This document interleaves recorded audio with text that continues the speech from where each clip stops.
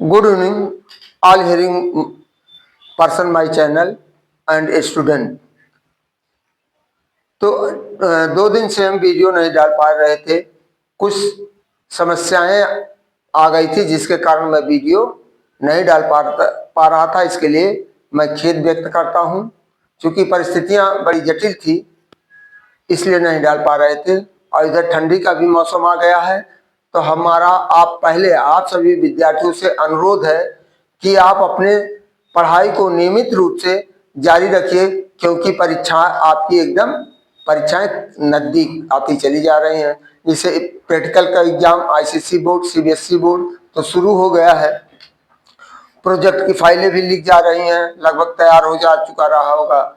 और इसके बाद यूपी बोर्ड का 20 के बाद शुरू होगा प्रैक्टिकल का।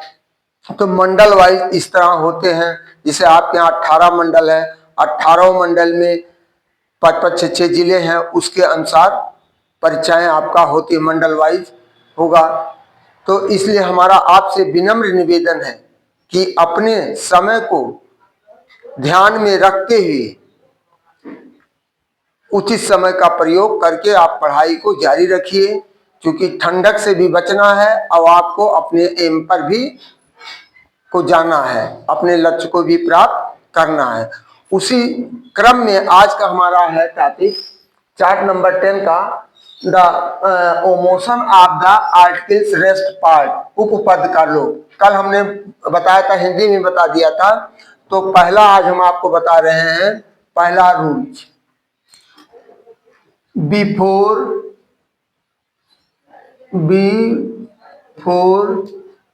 proper noun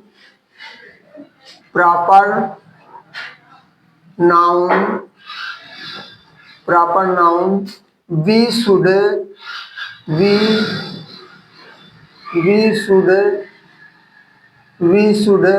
not use any articles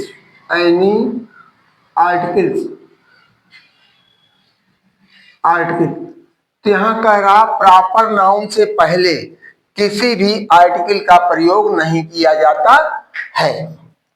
जैसे एज हम आपको दे रहे हैं, he is going to the Lucknow, he is going to the Lucknow, he is going to the Lucknow. यह वाक्य आपका पूर्णतः गलत है, क्योंकि लखनऊ क्या प्रॉपर नाउन, इसलिए दा का प्रयोग नहीं होगा।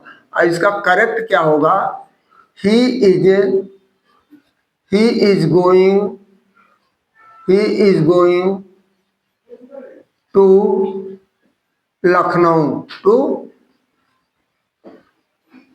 Lucknow, that is short, it is correct sentence. और यहां कहा दूसरा, हम आपको इस तरह एग्जाम्पल दे रहे हैं, the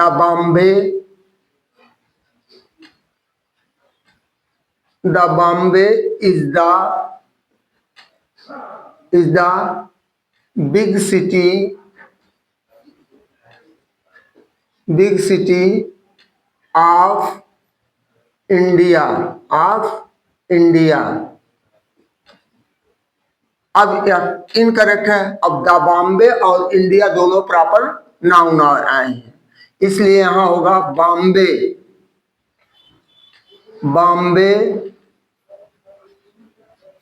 Bombay is the big city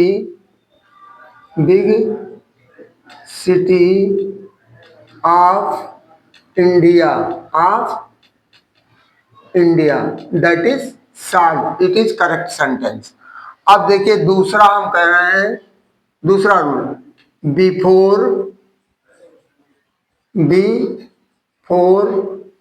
material noun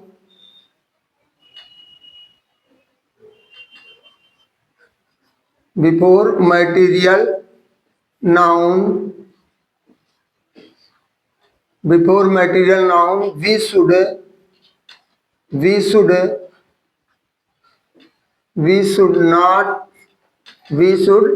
not use any article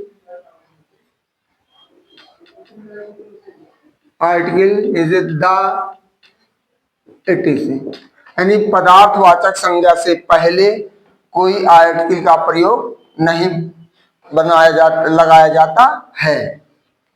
जिसे यहाँ द एज एग्जाम्पल है, द गोल्ड इज ए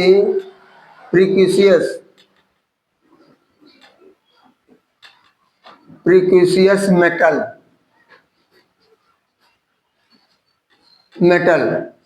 यह आपका वाक्य गलत है।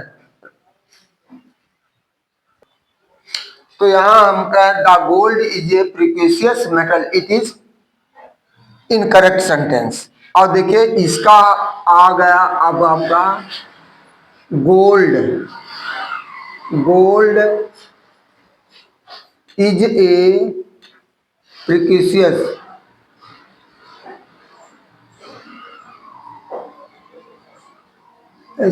Metal, it is correct sentence. करा सोना एक कीमती धातु है। अब देखा दूसरा है, इस पर ले रहे हैं the water is very useful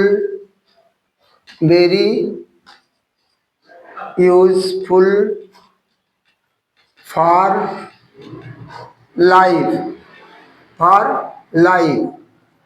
यह भी इनकरेक्ट है, क्योंकि द वाटर क्या है, मटेरियल नाउन है। अब इसका करेक्ट क्या होगा, वाटर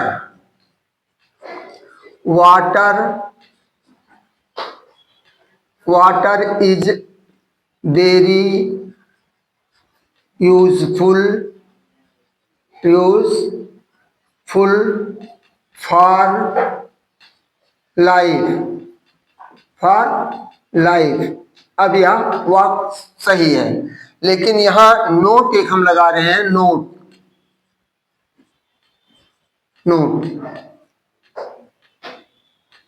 नोट लग रहा है, but when material noun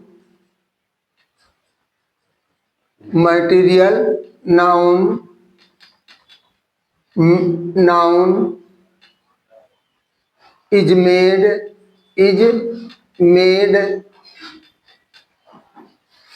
other things then we can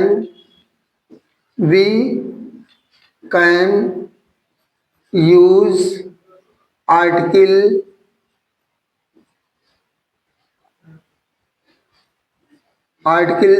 the. तो कह रहा है यदि मटेरियल नाउन से कोई दूसरा यानी पदार्थ वस्तु बनाएगा तो उसके पहले आर्टिकल द का प्रयोग होगा। जैसे as the gold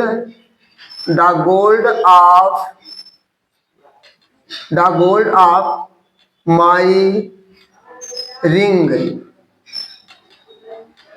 is pure.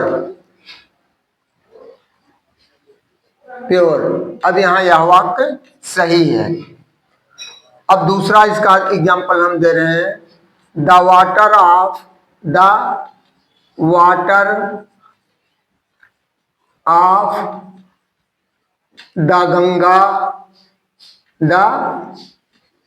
Ganga is polluted।